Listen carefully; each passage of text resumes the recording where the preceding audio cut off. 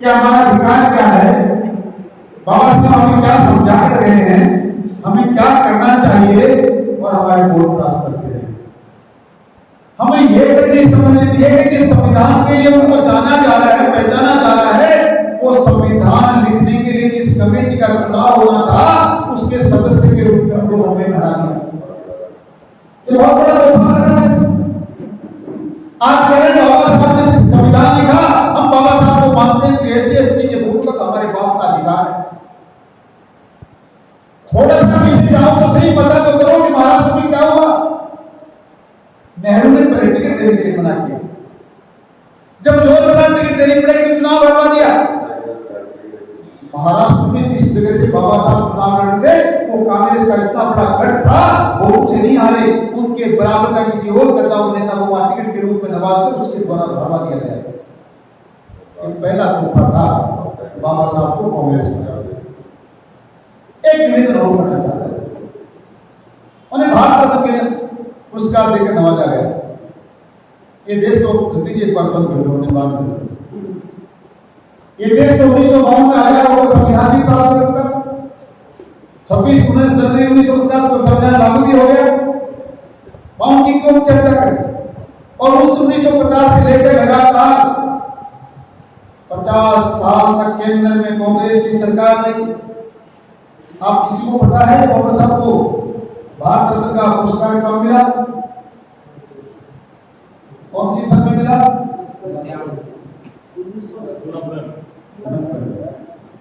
1950 में संविधान लागू हुआ, जिसका निर्माण या निर्माण कमेटी का अध्यक्ष था बाबा साहब ने करे। तो क्या 1950 से लेकर 90 तक के बीच में भारत रत्न दिया ही नहीं गया, या भारत रत्न कहीं बन रहा था किसी विदेश की कंपनी में? कांग्रेस की जब सरकार आई, इस दबे कुचले तबके का इतना असम्मान हुआ है कि कोई सोच नहीं पाया, और सोच नहीं पाया इस बात का नमूना यह है कि हम उन लोगों को 2 बार उम्मीदवारी में वोट दे चुके जिन्होंने बाबा साहब का एक सेकंड का भी सम्मान नहीं किया। वोट प्राप्त करने के लिए जय हिंद के नारे लगे, वोट प्राप्त करने के लिए दलित के लिए, कुचले के लिए, गरीब के घर में जाकर उसके साथ खाना खाया गया। आप किसी को ऐसा गवाह है जो चुनाव के बाद जाकर ये कह दे कि हाँ मुझे उस आदमी ने हमारे बराबर बैठाया। चुनाव जीतने के बाद की बात कर रहा हूं। चुनाव में वोट मांगने के टाइम में तो आपके कलमे चाटे गए, आपकी जूनियर सर को उठाएगी, साथ खाना भी खाया गया। पर चुनाव के बाद क्या हुआ, ये वोट देने वाले गवाह जूनियर के ऊपर बैठा के वहां बैठ जाए, अंदर भी साफ मारा। ऐसा हुआ कि नहीं हुआ? ऐसा बोलो क्यों नहीं करके आज मेरा धक्का तो एक बात बोलना चाहता हूं। मैं कोई आलोचना नहीं कर रहा, समालोचना नहीं कर रहा, अपनी मीटिंग को कोई छोटा नहीं बता रहे, बहुत बड़ी मीटिंग है। और उदयपुर वाटी के इतिहास की, बाबा साहब की जयंती की सबसे बड़ी इस बात उठाने मन कर था, और सर्व समाज ने निर्भय के सम्मान किया। और इसकी मेरी ने जब से इस देश में भारतीय जनता पार्टी की सरकार बनी है, उसका रहनुमा चाहे अटल बिहारी वाजपेयी हो जाए, प्रधानमंत्री नरेंद्र मोदी हो जाए, राजस्थान की मुखिया वसुंधरा राजे हो,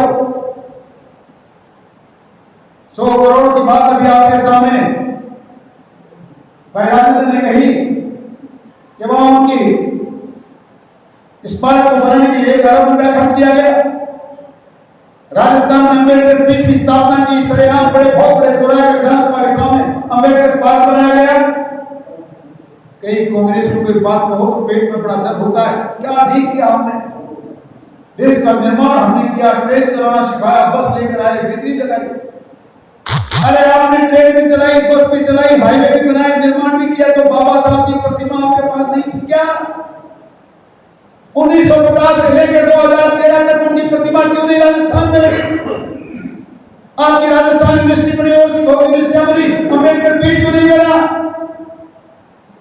सारे काम होने के बाद भी आपने उदयपुर वाटी के अंदर बाबा साहब का भवन बनाने के लिए किसी ने मना किया था। भारतीय जनता पार्टी ने 50 लाख रुपए का भवन बनाकर ऐतिहासिक निर्माण का हाथ लगाया। इन गलियों में बना दो, इन नालों में बना दो। सच्चाई सुनना चाहते हो? वो जो आज उद्घाटन करने जा रहे हैं हमारे निर्माण के भवन का, वो ये कह रहे थे कि नाले में ही सबसे सुंदर जगह है। इसका मतलब समझते हो क्या? नाले में ही सबसे सुंदर जगह, इसका मतलब समझते हो क्या? क्या चाहते थे वो लोग? वो नहीं चाहते थे कि वहां 15 से 20-25 बीघा जमीन जितनी समाज को चाहिए उतनी जमीन वहां पड़ी है, उस पर निर्माण होना चाहिए, ये मरकज़े उनकी मंशा नहीं थी। जो लोग रात दिन आपकी सरकारी जमीन पे कब्जा करते हैं, जिनका धंधा है उद्योगवाड़ी की जमीन को बेच के खाना है, वो 20 बीघा जमीन पे बैठ के भवन बनाने देते। पहली बात तो कांग्रेस बजाए तो इस बात को होने नहीं देती, और मजबूरी में निर्माण करना भी पड़ा, नाले में निर्माण होगा। मेरा दुर्भाग्य है, मैं कभी समाज को नहीं समझा पाया, कभी युवाओं को नहीं समझा पाया, और दुर्भाग्य ये भी मेरा है कि जो लोग इंसानों की हत्याएं करते हैं, हाथ पैर तोड़ते हैं, संबंधित बहुत जोरदार बात है। 2.5 साल में काम कैसे नहीं हुए? गिनना चाहते हो तो गिनते जाओ, 5 साल में 2, केवल में 1, कौम में 1, यानी कुल मिलाकर 9, 10, 12 हत्याएं हुई है। जिला परिषद सदस्यों का, पंचायत समिति सदस्यों का हाथ पैर तोड़ा गया है, आज तक सैया पर लेते हैं। 50 करोड़ की जमीन पे, मंदिर की जमीन पे कब्जा हुआ है उड़ा के अंदर। मैं नहीं चर्चा करना चाहता कि आपकी पुलिस कहां बन रही है, कहीं भी बने बननी चाहिए, पर अगर मेरी बात में दम है, नहीं मानते हो तो क्या सुबह एसडीएम कार्यालय खुलेगा, वहां जाना। पुलिस के लिए 50 बीघा जमीन दुनिया का कोई व्यक्ति करा नहीं सकता, उसकी ऐतिहासिक सुंदर जगह हमने रिजर्व करा रखी थी। क्यों भाई? वहां आने कोई दिक्कत थी, पर वहां उनकी प्लॉट नहीं है, वहां उनकी जमीनें नहीं है, वहां उनकी जमीन के भाव नहीं बढ़ सकते। और फिर वापिस इनकी सोच बाबा ऐसे महान व्यक्तित्व का कि मूर्ति का निर्माण अम्बेडकर भवन तो गंदे नाले में बनाना चाहते थे, वो फिर उदयपुरवाटी में कॉलेज अच्छी जगह कैसे बनाएंगे? वो गंदे नाले में बनाएंगे। आप अंदर से देखो के कहो घाट में और वहां के अंदर क्या बराबर समानता है? जाकर देख रहे 50 बीघा जमीन सरकारी कार्यालय के लिए देंगे और पोस्ट लिखा हुआ कॉलेज के लिए क्या वो उसको स्वीकार की जाती है, आरक्षित की जाती है कि हमारे समय में हुआ, तो वहां नहीं थे। लोगों को बनाया गया, कोई सार्वजनिक रोड पे कॉलेज नहीं बनी थी, वहां बना के माहौल बनाया गया, इससे तो वही बेटर, इससे तो वही बेटर, ये सारे नाके उस 50 बीघा जमीन पे कब्जा करके खाने का ऐसा उदाहरण होगा। सैकड़ों बीघा जमीन जो कॉलेज से आकर कोई चीज उसको तो बंदरबार करने के लिए प्रोत्साहन कर दिया है कि और गांव के अंदर जाके कन्या पाठशाला के अंदर कॉलेज खोल दी। आज जाकर देखिए राजस्थान में बहुत कम जगह ऐसी तलहटी के नीचे कॉलेज बनी होगी, 6-8 करोड़ रुपए का कॉलेज हमने बनाई है। एक खुले आप लेके जाना आने वाले 2 साल में कांग्रेस की सरकार करके तो कॉलेज बन जाए। एक बार हम भी देखना ट्रॉमा सेंटर बन गया, कॉलेज बन गई, बड़ी बड़ी बातें बन गई, तहसील बन गई। क्या तहसील बनाओगे? ऐसे चोरों को उठाओ जो एसीडी के मुक्त में लगा करके भागते जा रहे हैं, और लोगों का पैसा खा के एसीडी का मुक्त में लगा कर तुम उनको संरक्षण दे दो, अपने घर पे बढ़ा रहे हो। चिंता मत करो, आप हमारी मदद करो तो हम आपसे मदद मांगने आए, वरना तो एक निवेदन और करना चाहता हूँ। किसी भाई के दिमाग में एक बात हो कि साहब आपने महिपाल सिंह के पैर टूटे तो आंदोलन शुरू नहीं किया, मदन मनकस मारा तो आंदोलन शुरू नहीं किया, गुजर समाज के 2 लोग मरे तो आंदोलन शुरू नहीं किया, केट का मेघवाल भाई मारा तो आपने आंदोलन शुरू नहीं किया, बुढ़ा में आपने जमीन पे कब्जा हुआ तो आंदोलन शुरू नहीं किया। आपको एक ही बात बताने आया हूँ, आज किसी विनोद चौधरी के बात पे रखते हैं, ये दुर्भाग्य सौभाग्य की बात है। मेरी लिस्ट में मेरे कार्यकर्ताओं के जहन में पिछले 1 साल से तय था कि 14 अप्रैल 2021 के दिन संविधान की शपथ लेकर बाबा साहब को साक्षी मानकर संज्ञा के खिलाफ बिगुल बजाएंगे। आज 2000 लोगों के बीच मैंने बिगुल बजा दिया है। अब हम देखेंगे कौन सा मदद नहीं करता, अब हम देखेंगे कौन सी पंचायत समिति को कहता मेरा नाम भगवान साहब को कागज पकड़कर फेंक भी दिया जाएगा और पूछेंगे हमारा नाम क्या है। पहले तो सुनते जाना, भोपाल के अंदर रहना, उदयपुर के अंदर दादा के ना किसी विधायक की चलेगी, न किसी व्यवस्था होनी चाहिए कि हम उनको आह्वान करते आए न्याय के खिलाफ लड़ाई लड़ने के लिए। बाबा साहब ने कहा मात्र संविधान पढ़ने के लिए तो पोथी को बांध छाप के भर्ती के लिए लिखी, लिखा है उसमें अपने संविधान के लिए साथ देता हो, अपने अधिकारों के लिए साथ देता हो, और चाहे आप गुस्सा करो या नहीं करो, आप गुस्सा ना करें, क्रोध भी कोई निर्णय ना ले, पर सामने वाला क्रोध में कोई निर्णय लेकर आपका ही करता है और आप उसका गुस्से में या क्रोध में जवाब नहीं देते तो आप मानव नहीं हो सकते, आप नपुंसक हैं। हम नपुंसक नहीं बनना चाहते, मानवता के साथ अधिकार के लिए लड़ेंगे। बहुत से लोग भाषण में कह रहे क्या होता है, मर जाएंगे, मैं आपके बीच में कहने आया हूं, मरने नहीं आया। आत्महत्या करना हमारा काम नहीं है, हम तो अन्याय को मारेंगे और अन्याय करने में हमको मारेंगे नहीं है। और इसलिए आज हमने जो बजा दिया है, आपको भी सावधान सावचेत करने आए हैं, हमारा साथ दें। जिनकी हिम्मत है, जिनके रगों में खून गर्म दौड़ना, जो भगत सिंह बनना चाहते हैं और जो हमारा साथ देना चाहते हैं, तो चिंता करने की जरूरत नहीं। बलिदान होने के लिए हमारे पास इतनी बुकिंग है, आप सोच भी नहीं सकते। दो नाम यहाँ साथ लेकर आया हूँ, वो साथ के साथ किसी और का नाम देते नहीं तो नहीं लिखते मेरे साथ।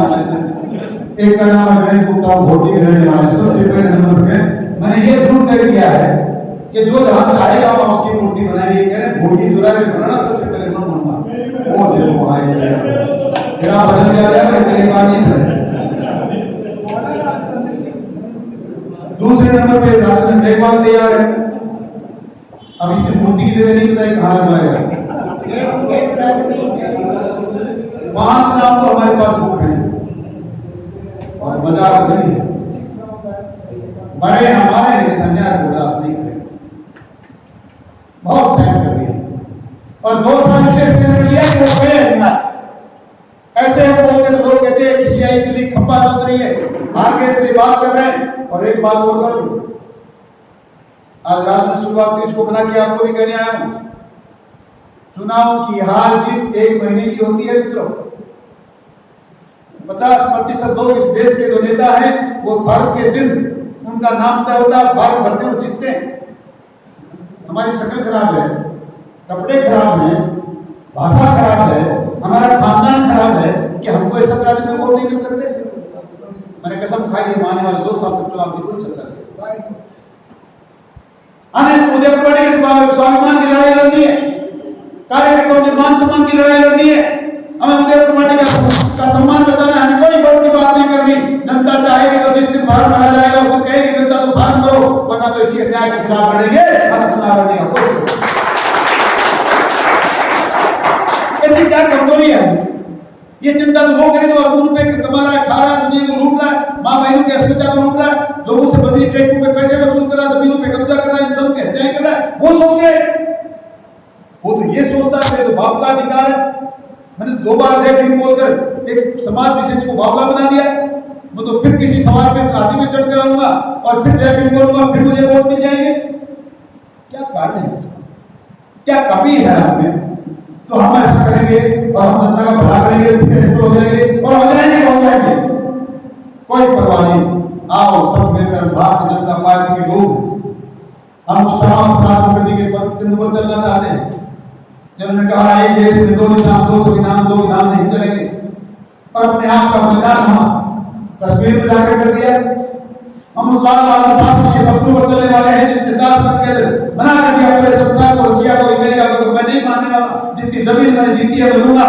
ये तो नेहरू खानदान ने अपनी ऐसी तैसी करवाई, और वो तो सारे संसार के आगे जिसकी पृथ्वी की इंदिरा ने कहा है नहीं, हिंदुस्तान में आने से पहले फिर करना पड़ेगा, अपने शरीर का स्वभाव ने कर दिया, बलिदान दे दिया, लेकिन दिए नहीं। हम सुभाष चंद्र बोस की पत्तियों पर चलना चाहते हैं, हम इस प्रतिमा के अंदर बैठे महापुरुष की पत्तियों पर चलना चाहते हैं जिन्होंने पूरे संसार को कहा ना अन्याय सहन नहीं करेंगे। ये दलित कमजोर दबा दबा अब कहलाने का अधिकार नहीं है। हम पढ़े हैं, संघर्ष किया है, हमने शिक्षा ग्रहण की है, हम संगठित हो जाएंगे। मात्र एक काम बाकी छोड़कर गए थे, संघर्ष उन्होंने बहुत किया, शिक्षा उन्होंने बहुत प्राप्त की, संसार में सबसे ज्यादा डिग्रियां उनके पास थी, संगठित नहीं कर पाए। अब संगठित होकर संगठित तो होगा, संगठित कुछ होने दिया नहीं, पर संगठित होकर आपका निर्णय सही नहीं हो पाएगा। आओ जवाब बाबा साहब के पत्ते पर चलना चाहते हो, शिक्षित हो गए, संघर्ष करना जानते हो, संगठित हो जाओ और न्याय करो। जो हमारा है उसके पक्ष में काम करो, जो हमारा भला करता है, जो हमें आगे लेकर जाता है, उसका साथ दो। वरना तो मात्र एक दिन के लिए झूठ के हमारी थाली की रोटी खाने वाला, हमारे बंधु का प्रयोग करके उस विधानसभा में जाकर हमारे खिलाफ फैसला करने वाला, मात्र 4 दिन देश का नारा लगा के लोगों की आलोचना करने वाला, बाबा साहब की जैसी प्रतिमाओं को गंदे नाले में बनवाने वाले लोग अगर आगे आएंगे और केस में आदमी बैठा है सामने, सरेआम बेगवा समाज के बच्चे की हत्या हुई, आप तो गिरफ्तार हुए हैं भाई,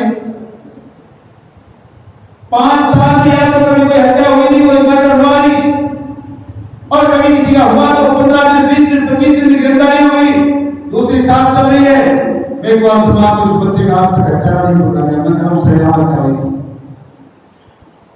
ऐसे लोगों को पहचानने की जरूरत है।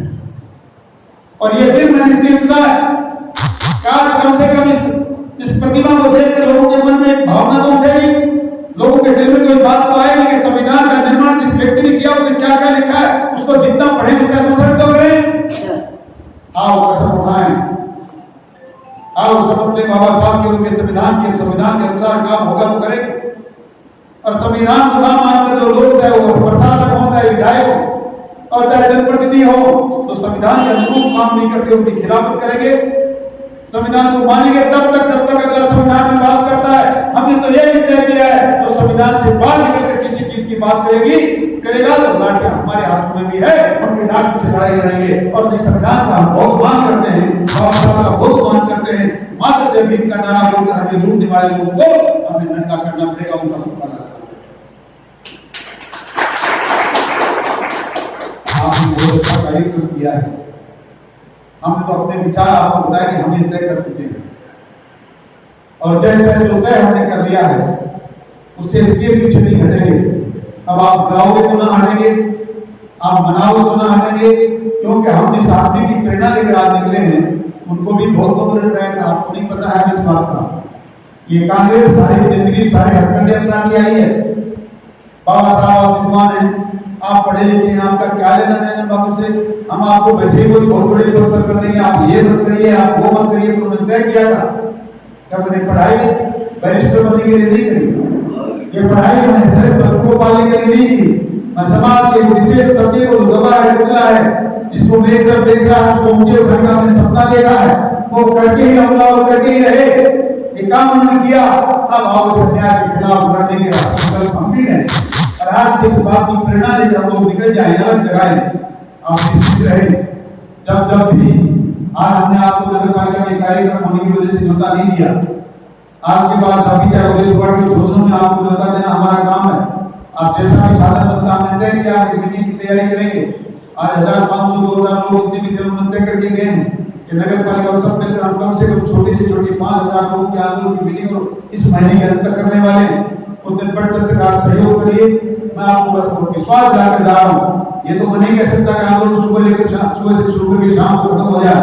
एक दिन 2 दिन 3 दिन में आंदोलन लग सकते हैं, हमें सड़कें जाम करनी पड़ सकती हैं। और आपको फिर बताना चाहता हूँ, ये कोरोना सिर्फ हमारे लिए भारतीय जनता पार्टी के लिए लागू नहीं है।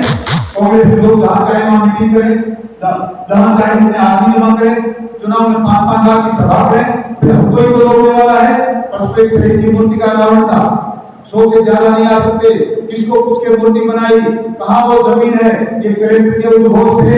मैंने उस परिवार को भेजा कलेक्टर के पास, क्या हमसे मत पूछिए, राजदेवपुर के पूर्व विधायक उसका नाम है सुखन चौधरी, वो कार्यक्रम कर रहा है, उसकी जिद कर रखी है, मास्क पहनाऊंगा नहीं, सैनिटाइजर लगाऊंगा नहीं, 2000 की मीटिंग करूंगा, और वो प्रशासन झट बना के रहेगा। मैं 2000 नहीं 2500 की मीटिंग देने जाऊँ।